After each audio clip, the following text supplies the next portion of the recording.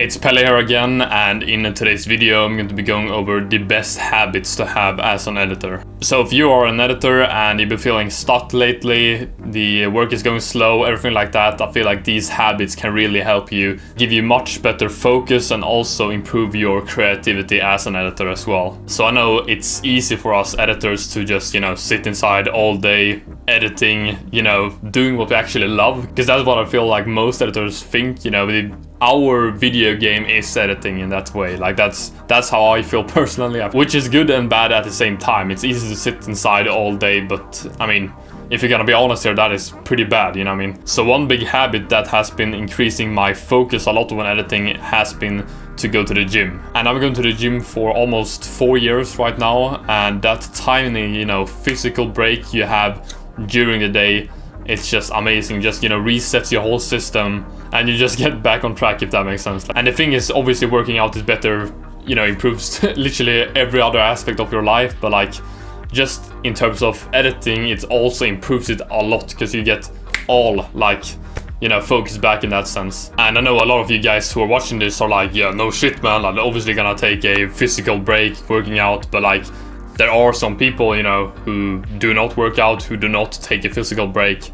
And I just want to point that out, how actually important it is to take one. It's not just about, taking care of your health, which in and of itself is insanely important, but that also improves your editing as well. So, and for me, this has been one of the most important habits I've been having in my whole life so far. So that is why I just wanna point that out so much to you guys. And to the people who, want to start working out after this video, maybe, I don't know if this is gonna inspire anyone, but like if someone wants to start working out and they feel like, oh, what if I do exercise wrong, or what if, people think that, or blah blah blah. Like, if I'm gonna be honest, nobody gives a fuck. Like, nobody gives a fuck, you know what I mean? Like, I know when many people start to work out, they, tend to think that they're like the main character of the world. Like, they feel like, oh, what if this person watches me, or this, you know what I mean? Like, if I'm gonna be honest, no one cares. Like, no one literally cares, you know what I mean?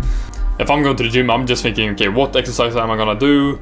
So it's, it's a mind block almost. Like, you gotta try to come over that, and I feel like it is what it is, you know what I mean? Like, I did some weird exercises in the beginning. I'm not gonna lie with you guys. I did some weird exercises. Like, I did so many exercises wrong as heck. Like, it was CrossFit level, if that makes sense. Like, I was just everything was momentum, you know what I mean? All the exercises, but like, yeah, I mean, everyone is gonna do mistakes. It's gonna, it's a part of the process, and to be honest, nobody cares. If that inspires some people, I hope it does, because it's insanely important, start to go to the gym, and that's going to be heavily increasing your focus as an editor. And the second best habit to have as an editor is to take a walk.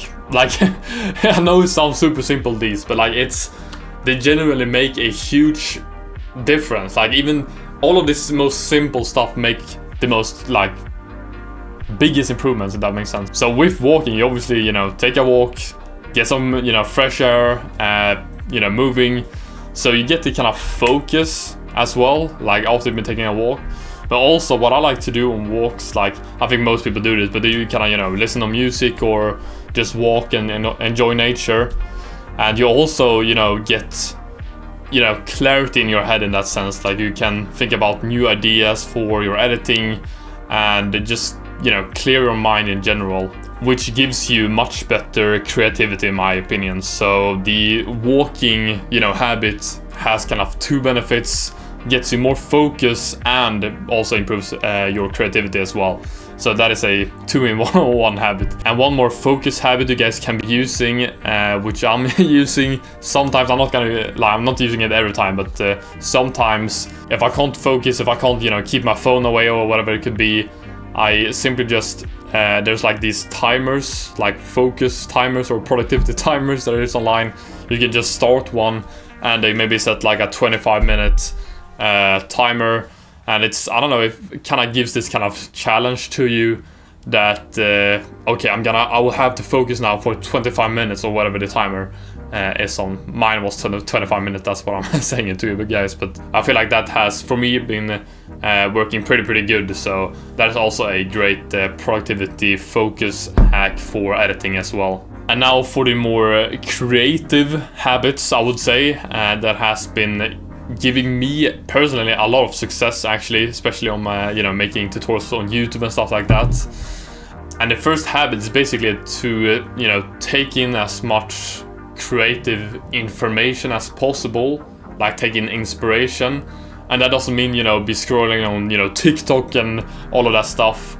I usually use Pinterest, and I wouldn't say, you know, scrolling on Pinterest is good for hours, but it is good to take in some new inputs, like see some new stuff, and then, you know, off what you've actually seen, implement that into your editing. But what I use is Pinterest. That's how I got to know the positive poison style, which I started to create this year actually, and that is a insanely, you know, unique and niche, like Y2K style. That's what made me do tutorials on it and actually presets pack as well. But yeah, that's one, you know, very important habit to have, to actually, you know, take in some new information.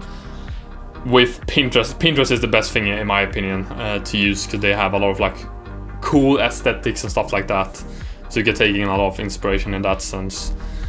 So that is like the input part of it, but you're not done there. You can't just scroll on Pinterest for hours and expect you to be creative in that sense. You gotta actually implement the creativity.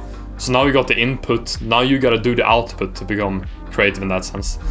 So to do the output, you actually have to recreate what you just have seen, or what you want to make a twist out of, if that makes sense. You don't have to, you know, replicate exactly, but you can take some small parts of aesthetics, if that makes sense, and then implement them to your project and make them your own. And you guys might be wondering, oh, but what if I don't know how to create presets and how to use all of the effects in After Effects? So I'm gonna share with you guys the habit I've been using in After Effects to learn, you know, all of the effects, how they're working, and how I can be creative with them.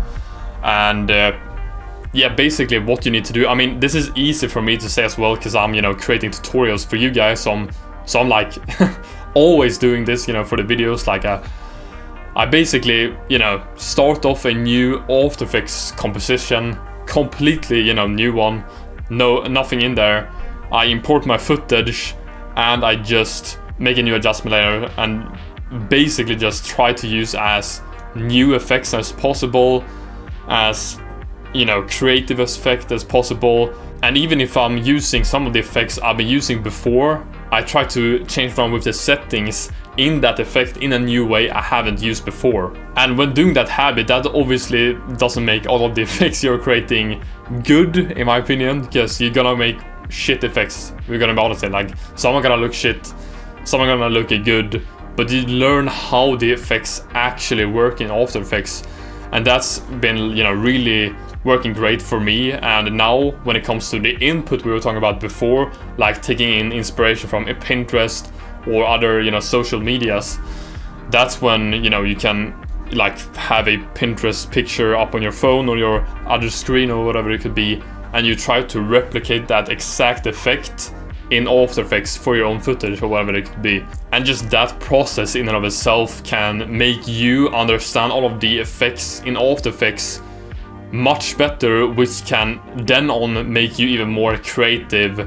by you knowing literally how the whole program works, but also all the new information and all of the aesthetics you've been learning and taking in from Pinterest. For me, this has genuinely like been performing really, really good. Like I can take an example, like one of my most famous tutorials is the CRT effect tutorial, and when I made that, I, you know, took my creative input, which at that time was looking at, you know, other tutorials on YouTube, like, okay, what are people creating?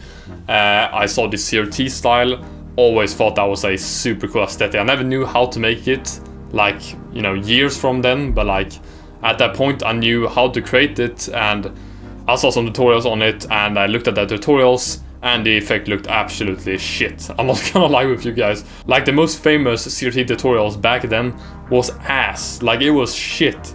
I'm not gonna lie. I'm not gonna like, you know, roast people or whatever, but like I liked the most, you know, that kind of, you know, crispy, you can actually see the pixels. Like the tutorials people actually had uploaded at that point were like, you know, scan lines Like, come on, you know what I mean? Like, it's not even CRT. That's just some, I don't even know, like grunge effect. It's just, it literally just like grungy effect. Like, it wasn't even an accurate CRT effect, and that was what made me, you know, wanted to create a CRT effect myself.